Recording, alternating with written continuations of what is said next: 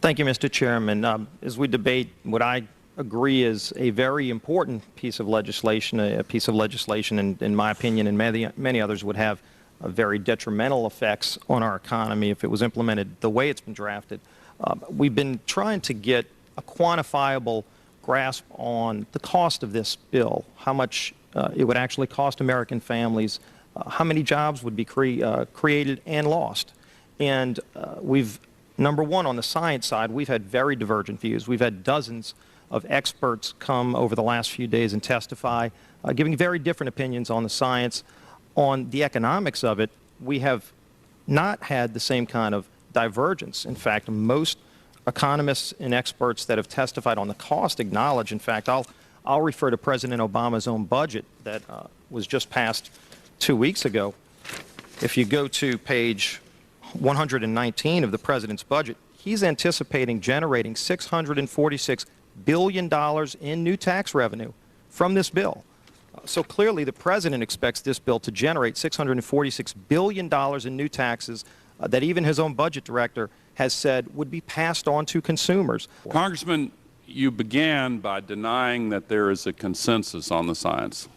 There is a consensus on the science. Well, you mustn't have been listening to our testimony that we've had for the last few days with dozens of experts that have come in who have given completely different views. Well, I would encourage you to go back and look at the testimony this committee's heard.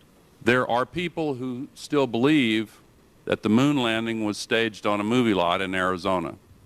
And neither of us are one of those, and I know you like giving those cute anecdotes. This is not a cutesy issue. We're talking about something that can export millions of jobs out of our economy, out of our country, and testimony's been given just to those numbers. And so we're talking about a serious consequence that there would be on this country and the carbon leakage that would occur where the carbon would be emitted, but it would be emitted in China and India, and the jobs would go to China and India. And that's been testified before this committee in the last few days as well.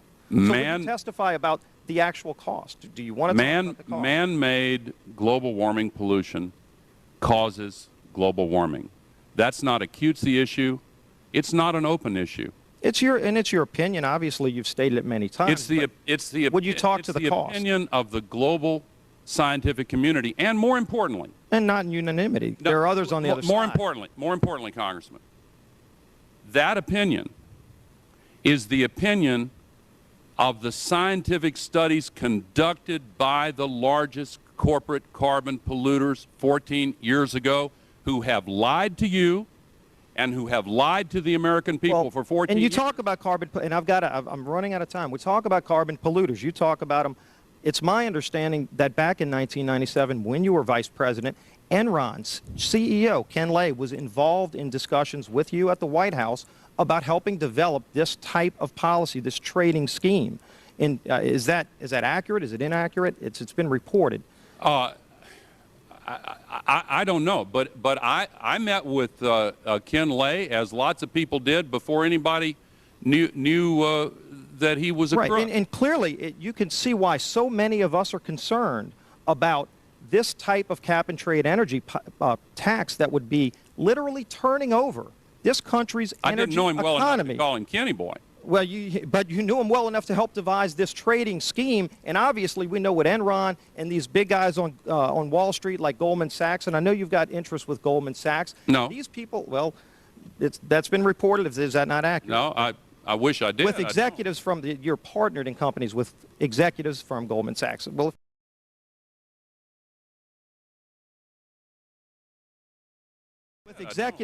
you're partnered in companies with executives from Goldman Sachs. Well, if you're not, either way, Enron clearly had an interest in doing this when they were around. We saw what they did.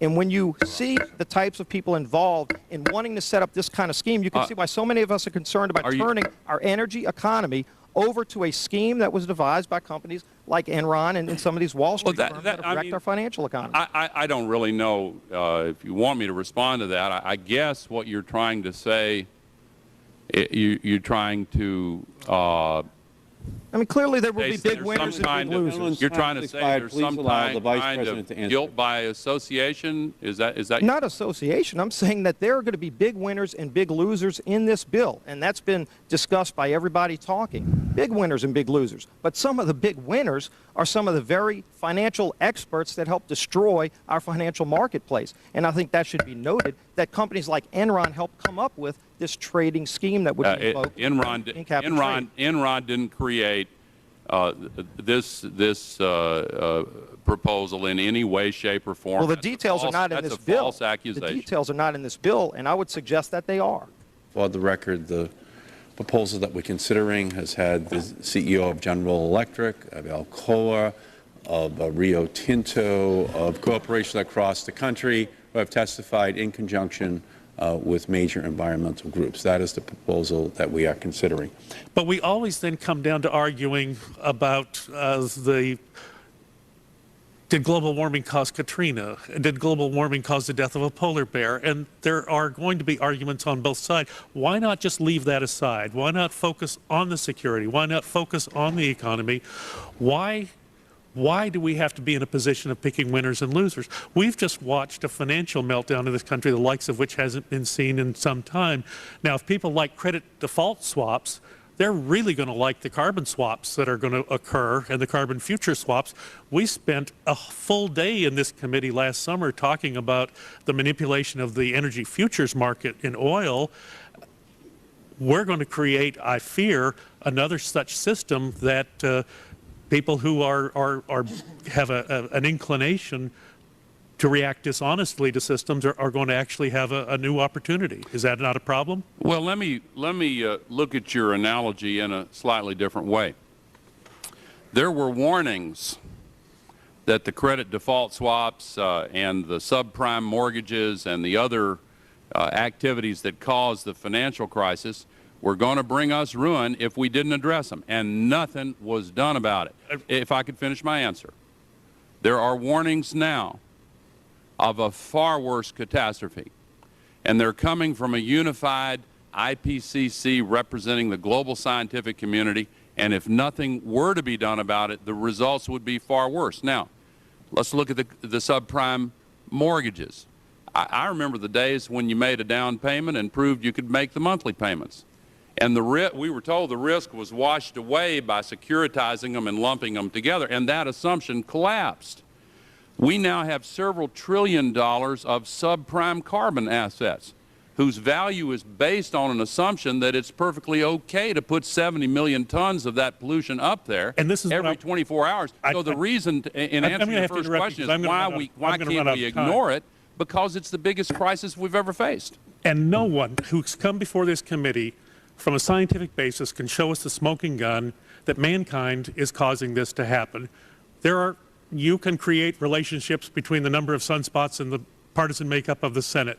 Anything can be proven if you're willing to take the time to have the numbers. Let me just go to another point, because it was a terribly important... Could I respond to that? No, I need to make this point. Dr. Apt, who was with us yesterday, and he said it so eloquently, that we have to focus on reducing carbon dioxide rather than trying to pick winners and losers in this. If we will focus on what is the reasonable thing to do, whether we want to focus on security, whether we want to focus on the economy, or we can spend a lot more time arguing about the science of climate change.